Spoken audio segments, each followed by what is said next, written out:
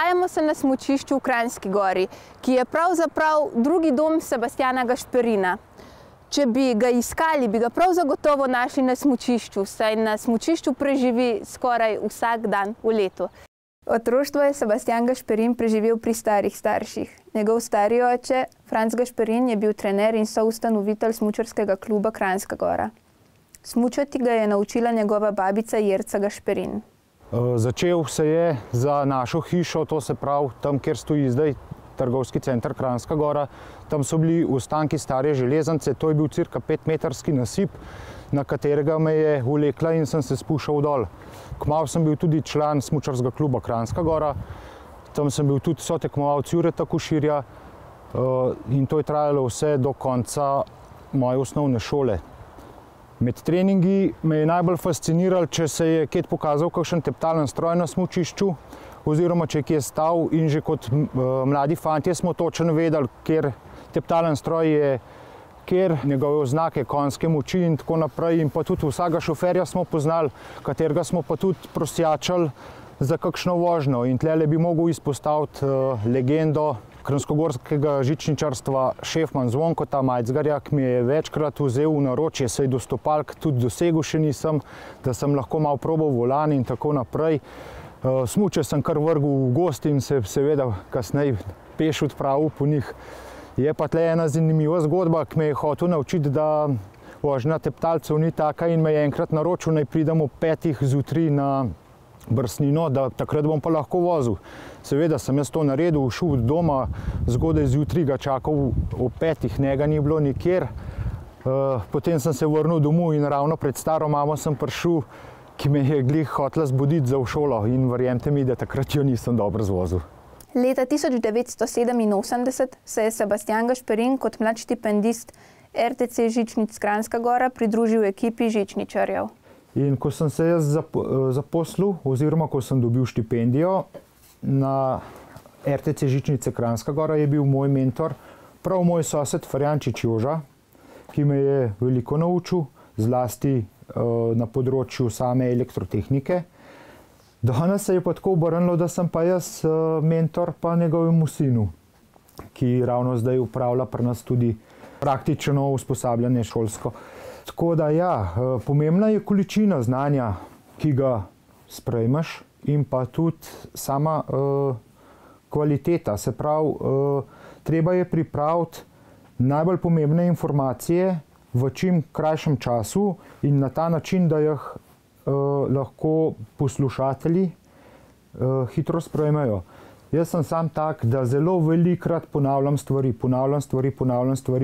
in ko me vprašajo, ja, to si pa že tokrat povedal, zakaj pa spet to govoriš? Pa pravim, ja, to pa namensko povem 10-krat, 100-krat, da bi se vsaj eden zapomnil, oziroma da bi na podlagi tega mojega 10-kratnega ponavljanja vsaj nekomu ostal v spominu. Kadar Sebastjan ni na smučišču, se nahaja v delavnici, kjer razdira, popravlja in servisira ter pripravlja električne dele žičničarskih naprav. Ja, v tej delavnici imamo spravljene oziroma pripravljene najbolj nujne rezervne dele, ki se skoraj vsakodnevno uporabljajo za vzdrževanje naših naprav, da so vedno pripravljene z vsemi varnostnimi sklopi za vsakodnevno uporabo naših smučarjev. Tako da imamo tlele pripravljene te najbolj nujne dele. Drugače pa vsak dan poteka približno enak, s tem, da delamo neke plane, ki se pa lahko z nočno smuko oziroma z okvarami, ki se nam zgodijo, vsakodnevno spremenijo. Se pravi, že od popoldan, ko zaključimo z delom, do jutra lahko pridejo čisto drugi plani, zato se zjutraj najprej dobimo v spodnji delavnici, kjer predebatiramo, kaj je za narediti, kaj je za popraviti, katere napake je treba odpraviti in čim hitreje do 9. ure pripraviti naprave za obratovanje. Seveda je tle treba pripraviti tudi vso razsvetljavo za nočno smuko, same teptalce. To vse delamo tukaj sami, seveda s pomočjo tudi servisov. Na vse naše naprave, naše teptalce in naše topove vgrajujemo originalne rezervne dele. od naših proizvajalcev, od njih imamo tudi zelo dober suport, samo časa nam ponavadi zmanjkuje. V našem poklicu je najbolj pomembna varnost. Pred njo je varnost, takoj za njo je pa spet varnost. In proizvajalci žičniških naprav delajo vse novitete v namen varnosti smučarjev, se pravi uporabnikov. In tudi naša zakonodaja, ki uveljavlja evropske standarde, želi imeti vse preglede žičniških naprav, naj si bojo to tehnični, inšpekcijski, izredni pregledi, vse v normativu standardov evropskih, se pravi, da je potrebno naše naprave, kljub temu, da nihče ne vidi, kaj se dela na njih, stalno opremljati z najnovejšo tehnologijo. Dnevno se zaposleni na žičnicah v Kranjski Gori srečujejo z različnimi situacijami in posledično prihaja tudi do nesoglasij. Tako nastanejo zanimive anekdote. Včasih se zgodi, da tudi če je vse v redu, tudi sami vstanemo z levo nogo.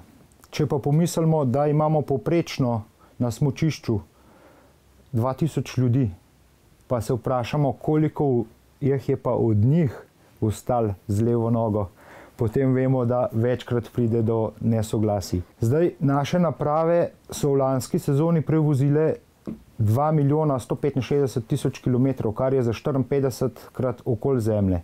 Same sedežnice imajo kapaciteto tako, da v polni zasedenosti lahko peljemo 830 ljudi naenkrat, jih imamo toliko v zraku. To je več, kot ima Adria Airways flote. In seveda, tukaj ni nekega pravila, da ne bi prišlo do kakšnih konfliktov. Včasih je tako, da ti nekaj ljudi dvigne pritisk, pride ta zadan, gre pa čez mero. Takrat ta zadan, čeprav je mogoče naredil najmanj, povzroči, da se zlije na njega za vse tiste nazaj. Seveda so pa tudi izjeme, ki ti pa polepšajo dan. Tle bi pa lahko povedal eno zgodbo ene gospe, ki se je hotela skozi sama voziti na 4-sedežnem stolu na sedežnici Dolenčev Rud in vedno se je usedla na skrajni desni sedež, kar pa povzroči rahel nagib sedeža, seveda, ker je na en stran preveč obremenjen. Na izstopni postaji so pa posebna vodila, ki sedež zopet postavijo v Wasserwago, da potnik normalno stop. In gospa je bila vsakič upozorjena, naj se prosim, ko se vozi sama, usede na sredino. Ona tega ni upoštevala in se je vedno usedala na skrajni desni sedež. Seveda, pred samo izstopom pa se je naštimala čist na konc in ta gugljaj, ta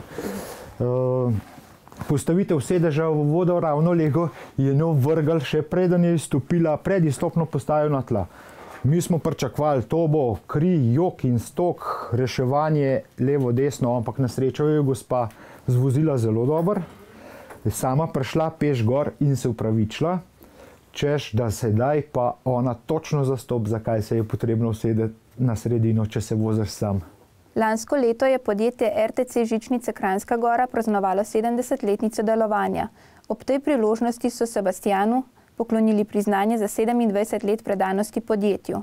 Tako priznanje, ki ga ne pričakuješ, ti da seveda novega elana, nove volje do dela, nekako se začnejo porajati novi načrti, kaj bi lahko še spremenil na sebi.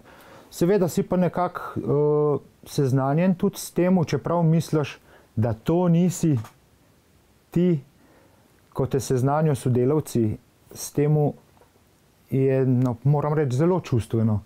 Zelo čustveno in ti dvigne samozavest, ti da novega elana. Nekako misliš, ja pa sej 27 let, kam je to šlo, ampak v 27 letih vidiš pa, da imaš veliko za pokazati in da to tudi ljudje cenijo. In seveda, jaz nekako se nimam za starega, nekako hočem sodelavci ostati v stalnem stiku, se zafrkavati z njimi in levo in desno in sploh nekega občutka nimaš, da si toliko pomemben. Na koncu pa vidiš, da si in to je res in čustveno in ponos in vse. Skozi leta pridobljeno znanje Danes Sebastijan podaja naprej mlajšim generacijam, ki se še odločajo o svoji poklicni poti. Sodelujem pa tudi pri predstavitvi našega podjetja srednji strojni šoli iz Jesenic, kjer jim predstavim naše podjetje.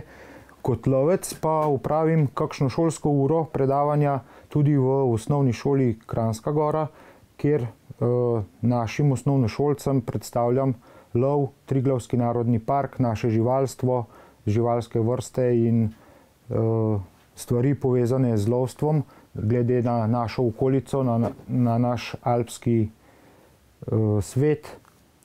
Seba, javi se. Na vezi. Seba, klele na črpališču pod Korenu eno napako na mostu. Blaž, pridem pogledat takoj. Jaz se upravičujem, zdaj bom mogel malo hanjati, pa bomo kasneje nadaljevali, ko napako odpravimo.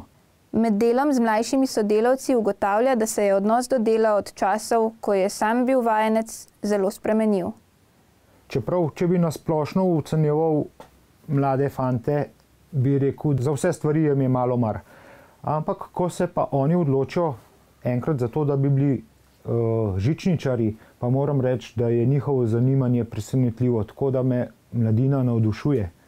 S Sebastijanom pa se nisva pogovarjala le o žičničarstvu in njegovem delu, temveč tudi o turizmu, turistični ponudbi ter njegovih hobijih. Si se kdaj vprašal, kako bi Kranjska Gora izgledala, če se tukaj ne bi razvil turizem tako, kot se je? Dejansko se nisem to nikoli spraševal. Bi bilo pa to zanimivo, ja, kako bi sama zadeva se razvijala. Najbrž bi vse ostalo bolj po staram, seveda z neko modernizacijo, mogoče samih kmetij, nekega gozdarstva, žak in tako naprej, kar nam pač te naravne danosti dajejo, ampak te naravne danosti nam pa ponujajo le razvoj samega turizma. Seveda zdaj vsa ta globalizacija, svet obkrožajo slike naše lepe Kranjske Gore, vsakdo si želi to pogledati in videti. Sem pa tudi bolj lokal patriot, moja žena pravi, da mene je težko sploh od doma kam spraviti, težko bi rekel, kam bi to šlo. Je pa vsekakor ta turizem ena odskočna deska za vse domačine. Ob pregledovanju starih fotografij Kranjske Gore pa je beseda nanesla tudi na turistični razvoj in na njegov pogled na Kranjsko Goro kot turistično destinacijo. Sedaj je v Kranjski Gori viden res napredek, razvoj, ogromno novih stvari, ogromno novih ponudb, novih hiš in pa sam zaton kmetijstva. Mislim, da je šla zadeva že skoraj da kar majhen predaleč. Oziroma vse kmetijska zemljišča se počasi pozidajo, vse je zasedeno in mislim, da sam kraj ni sposoben tako število turistov v samih teh špicah imeti, da bi nekako še kvalitetno lahko deloval. Zato je tle po moji razsodnosti možnost samo, da se še bolj razvijamo. Sebastijan Gašperin pa ni le obratovodja na žičnicah in navdušenec nad tehnologijo, temveč tudi ponosen član lovske družine Kranjska Gora. Z njim smo se ponovno srečali popoldan, tik preden je odšel na jago. Sebastijan, vas lov sprošča, si tukaj v tej prekrasni idili napolnite izpraznjene baterije.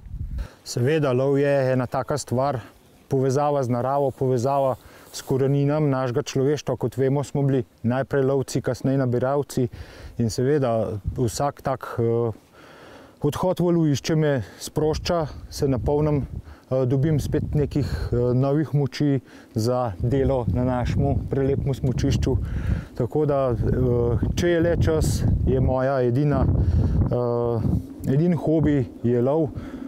Lov pa sami vemo, da ni le to, da greš s puško prvo žival, ki jo vidiš, jo ustreliš, ampak lov je, lahko bi rekel, v tem trenutku kar znanost.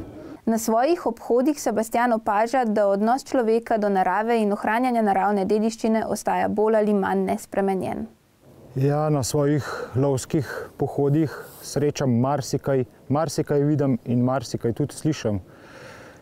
Včasih stopiš na mesto, kjer misliš, da človeška noga ni bila že 10 let, pa vidiš, da tam ležijo pločevinke, plastenke in tako naprej, se zelo motimo. Ljudje se delajo osveščene, so zelo proti lovcem, proti samolovu, nastavljajo nas tudi s tem, da smo morilci. Vendar se pa ne zavedajo, da njihovo smetenje in vznemirjanje divjadi povzroča veliko večjo škodo kot vsak naš strel, ki je zadet v polno. Sebastijan je tudi umetniška duša, zato nam bo za konec današnjega pogovora prebral pesem, ki jo je spisal ob našem povabilu k sodelovanju v projektu Vsi smo Kranjska Gora. V mladosti bolj kakor šolsko igrišče, zanimalo me je naše smučišče. Žičnice, teptalci, dober kolektiv, rad bi med fante se take prebil. Spust smučarjev z vrha dol v dolino, lahko bi prinesel mi pokojnino.